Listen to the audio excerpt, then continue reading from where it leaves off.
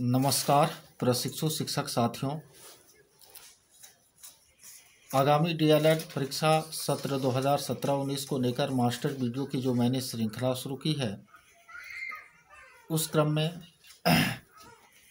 यह जो वीडियो है वह S5 यानी 5वां जो सब्जेक्ट है सेकेंड ईयर के लिए संप्रेषण के तरीके, उस पर मैं चर्चा करने जा रहा हूँ। देखिए, यह एक महत्वपूर्ण विषय है, महत्वपूर्ण टॉपिक है इसमें निहित, जिनको कि समझना जो है बहुत ही ज़रूरी है। उसके बाद ही हम परीक्षा में जो है प्रश्न का उत्तर आसानी से क्या कर सकते हैं, लिख सकते हैं। वीडियो मैंने कुछ लंबा बनाए हैं, इसलिए बनाए हैं कि एक साथ जो है सारे तथ्यों को समेट कर रख सकूं। और यदि आप लोगों को मेरा यह प्रयास अच्छा लग रहा है तो कृपया लाइक करें, कमेंट करें। इसमें आपका कुछ नहीं जाएगा, हमारा प्रोत्साहन होगा और हम इस तरह के कार्य करने के लिए और अधिक प्रेरित हो सकेंगे। तो चलिए हम लोग स्टार्ट करते हैं। सबसे पहले संप्रेषण है क्या ना, संप्रेषण, समजोर प्रेषण। यहाँ सम का अर्थ जो है वह संदेश हो जाएगा, सूचना हो जाएगा, और प्रेषण का अर्थ भेजना हो जाएगा, आदान प्रदान हो जाएगा। तो सूचनाओं का आदान प्रदान ही क्या है, संप्रेषण है। संप्रेषण शब्द अंग्रेजी भाषा के शब्द कम्युनिकेशन से जो है निकली है, यानी कम्युनिकेशन का यह हिंदी रूपांतरण है। और कम्युनिकेशन शब्द की उत्पत्ति जो है लैटिन भाषा के कम्युनिस से हुई है ना, जिसका अर्थ होता है आपको साझा करना। कम्युनिस का अर्थ क्या होता है, साझा करना। तो संप्रेषण में भी हम क्या करते हैं, अपने विचारों को दूसरे के साथ पार्टिसिपेट करते हैं, साझा करते हैं। संप्रेषण एक संवाद, संपर्क है, एक दूसरे तक अपनी बात को पहुंचाने का क्या है, प्रयास है। मानव का समस्त क्रियाकलाप संप्रेषण ही है ना। संप्रेषण एक मानवीय क्रियाकलाप होने के साथ साथ एक प्रक्रिया भी है। इस प्रक्रिया में दो या दो से अधिक व्यक्तियों के बीच सूचनाओं, विचारों, भावनाओं और ज्ञान का आदान प्रदान होता है। और कोई व्यक्ति संप्रेषण कला में दक्ष तभी माना जाता है जब वह अपनी भावनाओं को, अपने विचारों को दूसरे तक हूबहू उसी रूप में पहुंचा दे जिस रूप में कि वह उसके मन में है। तो ऐसे व्यक्ति संप्रेषण कला में दक्ष माने जाते हैं। अब हम लोग जानते हैं कि संप्रेषण की क्या विशेषताएं होती है। तो संप्रेषण जो है एक उद्देश्यपूर्ण प्रक्रिया है।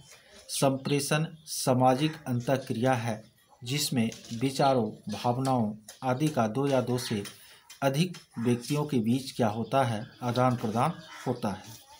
तीसरी बात कि संप्रेषण जो है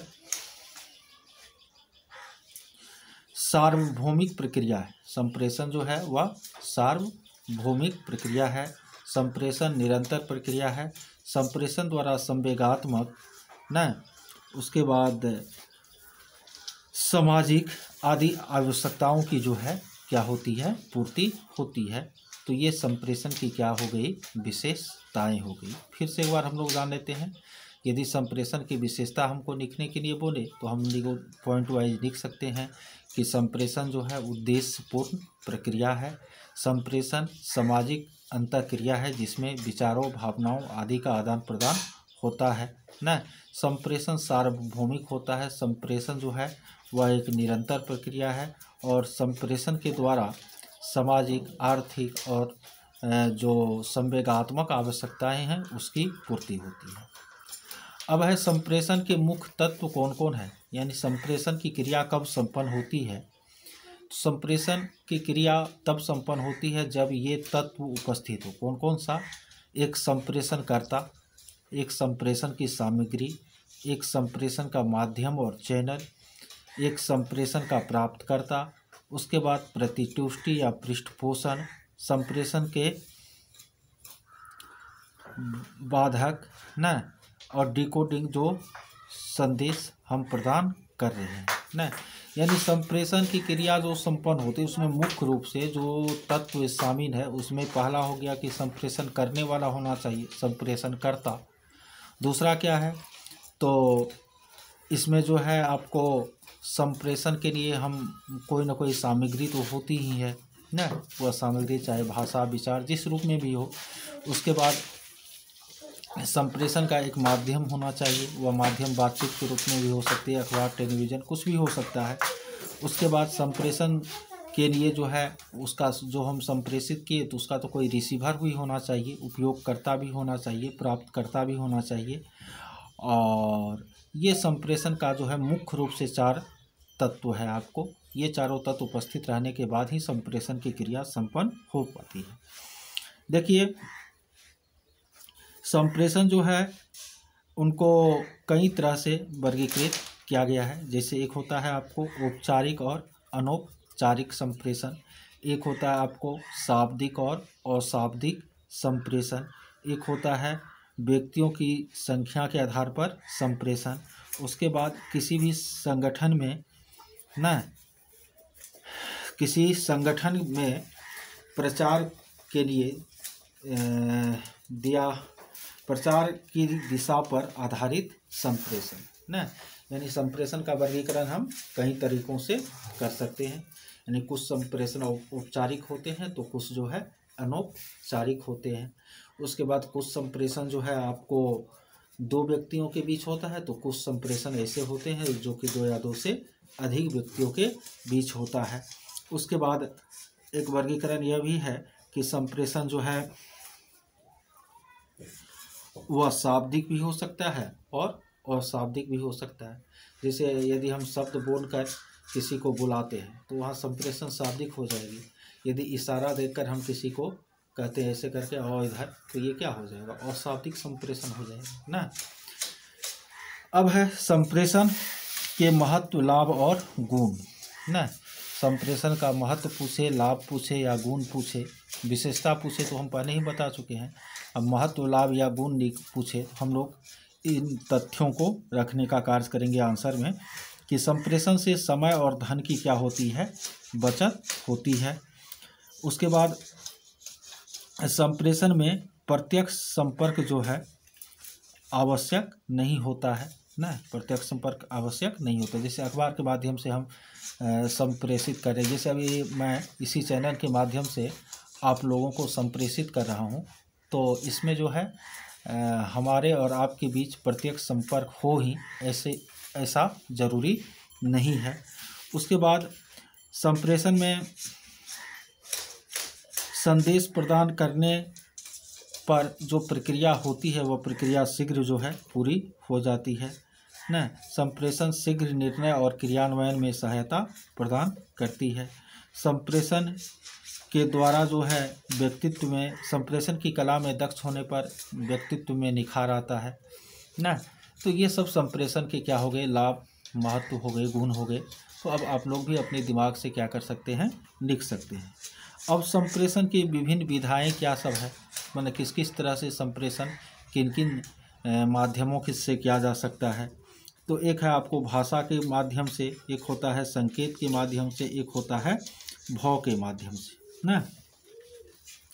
हम भाषा के माध्यम से जो है संप्रेषित कर सकते हैं लोगों को, शब्दों के माध्यम से कर सकते हैं, संकेतों के माध्यम से कर सकते हैं। भाषा में तो शब्द आ ही गया ना, तो भाषा के माध्यम से संप्रेषण कर सकते हैं, संकेतों के माध्यम से संप्रेषण कर सकते हैं और भावों के माध्यम से संप्रेषण कर सकते हैं। जैसे मान लीजिए आपको किसी बात को सुनकर के दुख पहुंच रहा है, तो आप वहाँ यदि अपने मन को क्या करते हैं, पूरा नीचे करने तो उदास हो जाते हैं, तो उससे क्या हुआ, वहाँ पर संप्रेषण की क्रिया संपन्न हुई। संप्रेषण का केवल मतलब यही अर्थ है कि आपकी भावना दूसरे तक जो पहुँची वह क्या है, संप्रेषण ना। और संप्रेषण का बहुत सारा माध्यम है, संप्रेषण के बहुत सारे स्वरूप हैं ना। आमने सामने व्यक्ति जब बातचीत करते हैं तो वहाँ संप्रेषण होता है ना।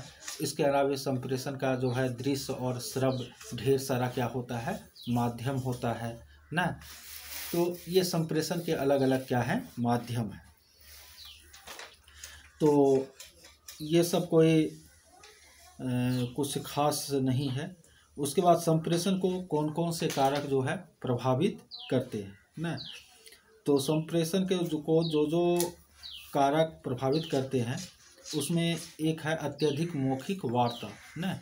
और यदि हम बहुत ज़्यादा एक दूसरे से क्या करते हैं, वार्तालाप करते हैं, तो इससे संप्रेषण प्रभावित होता है ना। उसका सकारात्मक या नकारात्मक प्रभाव पड़ सकता है। संप्रेषण को प्रभावित करने वाला जो दूसरा कारक है वह है सीमित बोध ना।